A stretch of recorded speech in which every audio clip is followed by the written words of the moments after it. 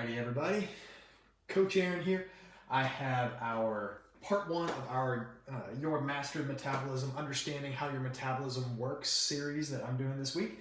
This is going to be a 5-part series. Today is kind of an overview, looking at the different components of your metabolism. And then tomorrow through Friday, I'll be going through each of the major components, showing what contributes to those and how you can also affect those to increase the number of calories that you're burning per day and thereby lose more fat and be healthier. So a couple prerequisites. First off, in order to understand this, I want you to be able to ask questions.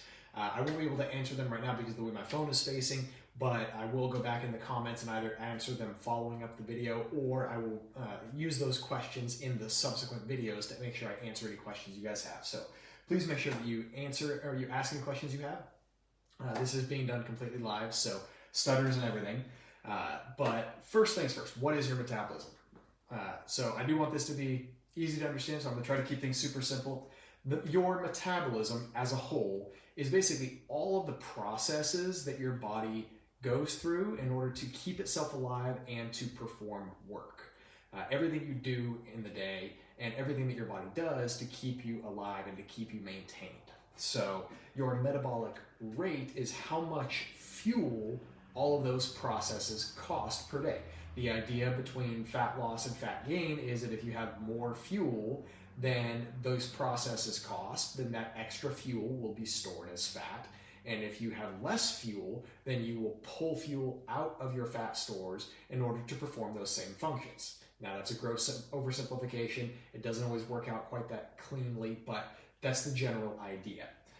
And then of course, calories are the units that we measure that in. So whereas like your car, we're looking at gallons of gasoline, for your body, we're looking at calories.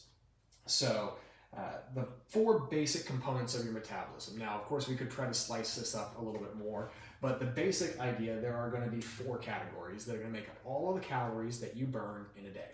So for argument, we're just going to use 2,000 calories per day as a baseline because that's the number most people are familiar with.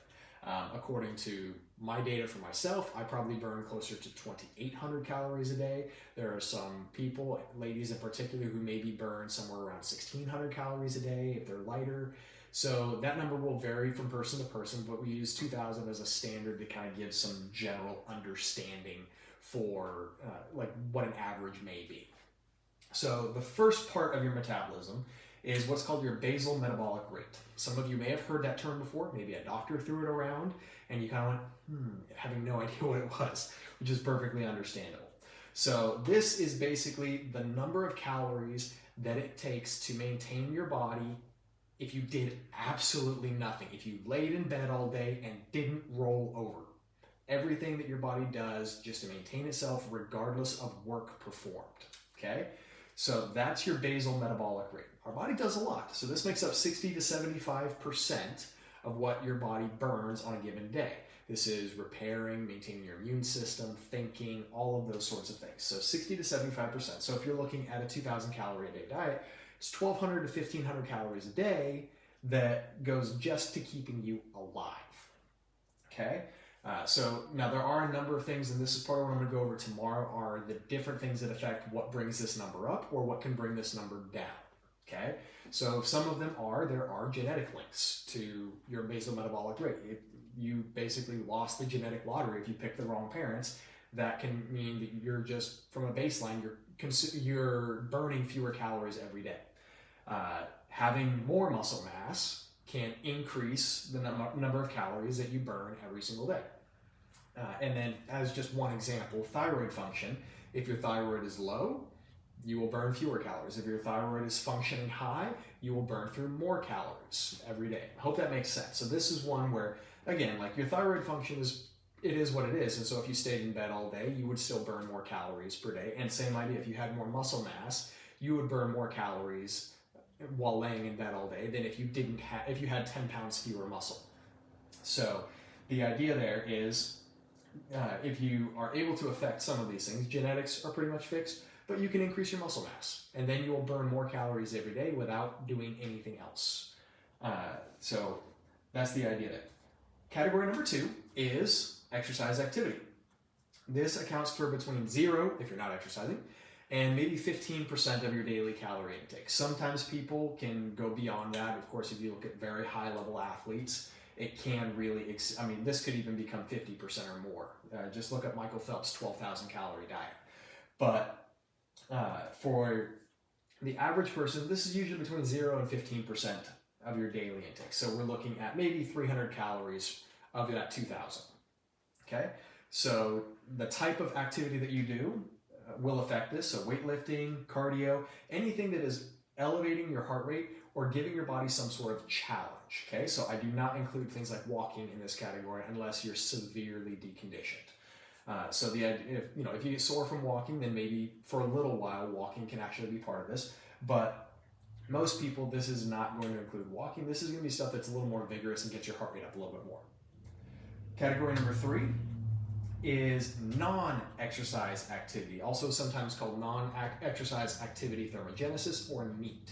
Okay, this one for a lot of people is key because this is one that is often overlooked, especially when people start adding real exercise and changing their diet. So I'll be talking about that there, but this is non-vigorous type things that you're doing. So general daily activities, walking, standing, vacuuming, cleaning the house, picking up the kids, walking, going through, typing on the keyboard, anything that is movement that is not vigorous enough to be considered exercise. Okay, so this is usually 10 to 20%. So you're looking 200 to 400 calories per day, give or take.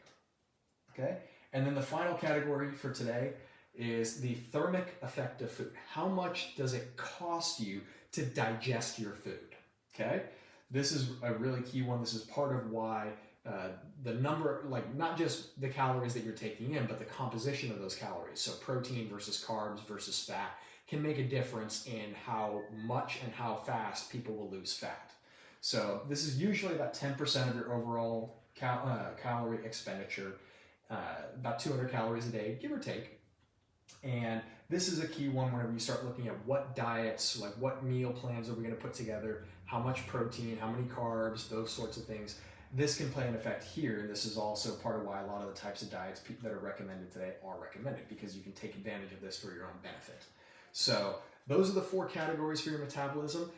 The goal of today is giving you an understanding, okay, there's kind of these different buckets, and depending on what I'm doing with these different buckets, that'll affect how many calories I'm burning on a daily basis. And the more calories I can burn on a daily basis by taking advantage of some things with these, the easier it will be to lose fat loss. And depending on what your goal is and how far you have to go, maybe the more food you can enjoy while you're on the road.